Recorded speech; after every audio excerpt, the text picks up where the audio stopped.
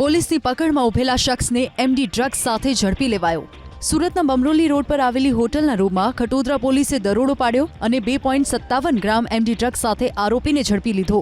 જો કે આરોપી દાનિશ શેખ ડ્રગ્સના નશામાં હોવાથી પહેલા તેની નવી સિવિલ હોસ્પિટલ ખાતે સારવાર કરાવાઈ ભાનમાં આવ્યા બાદ પૂછપરછમાં ડ્રગ્સનો જથ્થો ભાટેણા ખાતેથી એક વ્યક્તિ પાસેથી ખરીદ્યો હોવાનું બહાર આવ્યું। સુરતના ઉમરામાં કોન્ટ્રાક્ટર હની ટ્રેપમાં ફસાયા। અડાજણમાં રહેતા 45 વર્ષીય કોન્ટ્રાક્ટરને કામ આપવાની લાલચે કેટલાક શખ્સોએ પાર્લે પોઈન્ટના વૃંદા કોમ્પ્લેક્સમાં બોલાવ્યા, જ્યાં એક યુવતીએ હની ટ્રેપમાં ફસાવી કોન્ટ્રાક્ટરના નગ્ન ફોટા પાડ્યા। બાદમાં રેપ કેસમાં ફસાવવાની ધમકી આપી 5 લાખ રૂપિયા પડાવી લીધા। જેમ તેમ કરી ટોળકીની ચુંગાલમાંથી કોન્ટ્રાક્ટર છૂટ્યા। બાદમાં ઉમરા પોલીસ સ્ટેશનમાં ફરિયાદ નોંધાવી। હાલ તો પોલીસે યુવતી સહિત 6 લોકો સામે ગુનો નોંધ્યો, જેમાંથી 4 આરોપીની ધરપકડ કરવામાં આવી।